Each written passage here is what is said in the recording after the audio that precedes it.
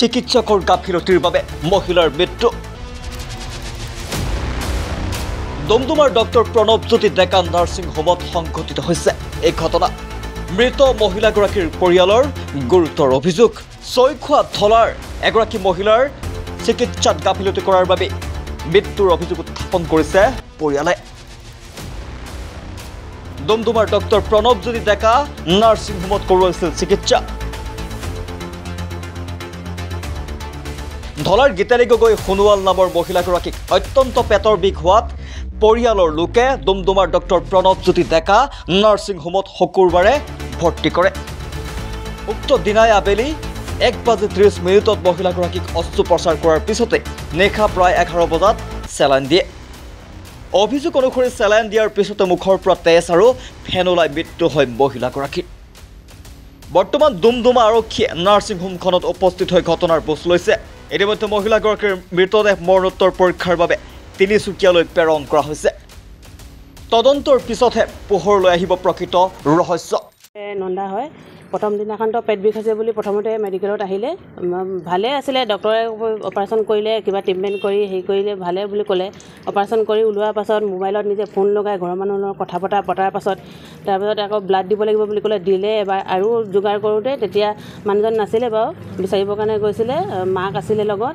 তেতিয়া আৰু চেলাইন এটা দিলে, দিয়াৰ লগে লগে পেচেণ্টে আৰু একদম গৰম উঠিছে, মৰিম এতিয়া, মোক হেৰি কৰি দিয়ক, মই উঠি যাওঁ। তেনেকৈ উঠে পটককৈ উঠি নিজে বহি ল'লে বুলি কৈছে। অপাৰেশ্যন কৰা আধা ঘণ্টা নোহোৱা মানুহগৰাকীতো পটককৈ তেনেকৈ বহিব নোৱাৰে। তাতেতো কিবা ভালেই আছিলে, কথা পতা পাতি হাঁহি কথা পতা মানুহগৰাকী পটককৈ তেনেকুৱা হৈ গ'ল। আমি ভাবিছোঁ সেইকাৰণে কিবা ৰং ট্ৰিটমেণ্ট হ'ল নেকি, সেই চিলাইনটো দিয়াৰ পৰা তেনেকুৱা হোৱাৰ কাৰণে চেলাইনতে কিবা হ'ল বুলি কওঁতে ডক্টৰে তেতিয়া আমাকে আৰু উল্টাই ধৰিছে, আমিহে ডক্টৰ, আপোনালোকে জানে নেকি তেনেকৈ বুলি কৈছে। এবাৰ কৈছে কিডনী ফেইলাৰ হৈছে, এবাৰ কৈছে মাইকী মানুহৰ কেঁচুৱা হোৱা ইয়াত ছাইডত ব্লাড হেৰি হৈ ব্ৰাছ হৈ গ'ল, তেনেকৈ বুলি কৈছে। আমি 2-3বাৰ চেক কৰাৰ পাছত 2বাৰ অপাৰেশ্যন কৰিলোঁ, এবাৰ কয় 3বাৰ কয়, তেনেকৈ কয়। ডক্টৰৰ ভিতৰত লুকাই আছে। যদিহে তেওঁলোকৰ একো ভুলেই নাছিল তেতিয়াহ'লে তেওঁলোকে ভিতৰত সোমাই বন্ধ কৰি কেলৈ আছে? আমি আৰক্ষী বিষয়াসকলক মাতি আনি উলিয়াবলগীয়া হ'ল ডক্টৰৰ কথা পাতিবৰ কাৰণে। আমাক ইমান যে ভুলেই নাই যদি তেওঁলোকে কেলৈ লুকাই আছিলে, আমাক সেইটো লাগে। মানে আমি ইমান মানুহ আহি জমা হৈ আছোঁ, আমি ঘণ্টা দি ৰাতি টোপনি ক্ষতি কৰি আহি কেঁচুৱা লৈ ৰখি আছোঁহি, ইমানতো তেওঁলোকে ওলাই আমাক ভুলেই নাই যদি ক'বহি লাগিছিল। আপোনালোকৰ আমাৰ বা চিৰিয়াছ আছিলে, আমি হেৰি কৰিব চেষ্টা কৰিলোঁ, নোৱাৰিলোঁ বা কিবা এটা ক'বলৈ, তেওঁলোকে লুকাই থাকিল কেলৈ?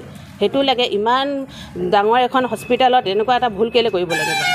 সেইটোৱে আমাক লাগে। এতিয়া আমাৰতো কি ক'ম, আমি ন্যায়টো লাগে। আৰু ইমান সৰু ছোৱালী এজনী কেঁচুৱা লৈ থৈ গৈছে, ইমান সৰু বয়সতে তেনেকুৱা হৈ গৈছে। এতিয়া যিটো ভিতৰে তেওঁলোকে সুবিধা কিবা এটা বা এইটো ভুলটো হেৰি কৰিব লাগিব আৰু যদিহে কৰিছে ন, লুকুৱাই দিছে। আৰু বাথৰুমত চিচি এনেকৈ লুকুৱাই উঠিছে দেখুৱাত তেওঁলোকে কওঁতে আকৌ আৰক্ষীসকলেও কৈছে আমাক, আপোনালোকে কেলৈ উঠালে? আমি হেৰি কৰিলোঁ, আমি আকৌ দেখিলোঁ পটককৈ নজনা মানুহ দেখাওঁ বুলি কিবা এটা বুলি উঠাই পালোঁ। এতিয়াও তাতে পৰিয়ে আছে। আমি আৰু কোৱাৰ কাৰণে তাতে ৰাখি দিলোঁ। আমাৰ এটা খালি অকণমান হেৰি হ'ল, আমি এটা ভিডিঅ' এটা কৰি থ'ব লাগিছিল বাৰু উঠোৱা টাইমত। সেইটো পটককৈ ভাবা নহ'ল। আৰু ইমান ডাঙৰ এটা ঘটনা হৈ গৈছে, চবৰে অকণমান হেৰি হৈ আছে আৰু পটককৈ তেনেকুৱাই আৰু এইখিনিয়ে। আৰু ডক্টৰ অকণমান উল্টা পুল্টা হৈছে কথাটো, বহুত আগা পিছাকৈ তেনেকৈ এবাৰ কয় এবাৰ কয় এজন মানুহৰ 3-4টা বেমাৰ তেনেকৈ কৈছে। এবাৰ এইটো এটা কয় তেনেকৈ আৰু কিডনী ফেইলাৰ, এবাৰ কয় ইউটাছৰ প্ৰব্লেম কিবা তেনেকুৱা সেইখিনি। তেনেকৈ আৰক্ষী বিষয়াসকল অহাসকলে এনেকৈ মুখেৰে ক'লে নহ'ব, কিবা এটা আপোনালোকে কৰিবৰ কাৰণে আমি সেইকাৰণে প্ৰমাণ হিচাপত থানা এজাহাৰ এটা দিয়া হৈছে। এতিয়া আৰু কি ব্যৱস্থা লয়। মোৰ নাম গীতালী সোণোৱাল, মই ঢলাগাঁও পাইছিলোঁ। মানে মই হেৰিত আহিছিলোঁ, কি কয় বিকাশহাজাৰ আহিছিলোঁ। বিকাশহাজাৰ নাপালোঁ, ইয়াত ভৰ্তি কৰালোঁ। ভৰ্তি কৰাই মেলি প্ৰণৱজ্যোতি ডেকাই ভৰ্তি কৰা মেলি কি কয় চুনুকৈ কৰোৱাই দিলে। চুনুকৈ কৰোৱাৰ পিছত কিবা ব্লাড জমা আছে বুলি ক'লে। ব্লাড জমা আছে পিছত ইমিডিয়েটলি অপাৰেশ্যন কৰিব লাগিব বুলি। তাৰপিছত মোক কি কয় চাইন টাইম মাৰি ল'লে। তাৰপিছত আকৌ সেই কি কয় চুনুৰ পিছত বমি হ'ল। বমি হোৱাৰ পিছতো যেতিয়া কি কয় অপাৰেশ্যন কৰিছে, অলপ দিনটো চাব লাগিছিল। সেইটোৱে। আপোনালোকে এতিয়া কিবা সন্দেহ হৈছে নেকি? এইটো সন্দেহটো আছে। এইটো ইমান অসুস্থ মানুহজনী ৰং ট্ৰিটমেণ্ট হৈছে বুলি মই ভাবোঁ। মানে আপোনালোকে এতিয়া কিবা দাবী কৰিব নেকি? দাবী মানে প্ৰশাসনক দিছোঁ, কি কয় প্ৰশাসনে। মই আহিছোঁ, মোক খবৰ টেষ্ট লাগে বুলি খবৰ দিছে। মই ঘৰৰ পৰা আহি গৈছোঁ, টেষ্টটো দিছোঁ। আৰু মানে পাছবেলা সময়ত টেষ্টটো দিছোঁ।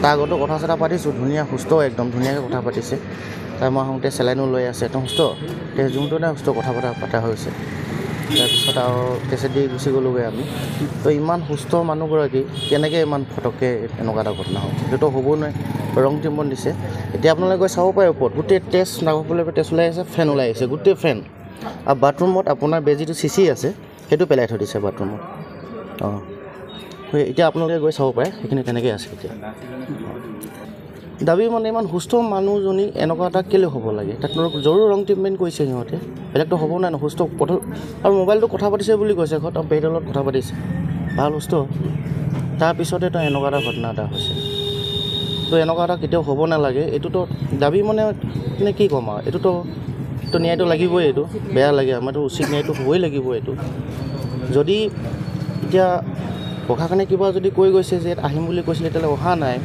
বা কোনোবা এজন আহিম বুলি কৈছিলে অহা নাই আহিব লাগে তেখেতে এইবিলাক ন্যায় দিব লাগিব ন সিহঁতসকলে যদি নিদিয়ে তেতিয়া দিব কোনে আমাক সদায় যদি এনেকুৱা হৈ থাকিলেতো কিটো হ'ব সিহঁতৰতো ব্যৱসায়ী এইটো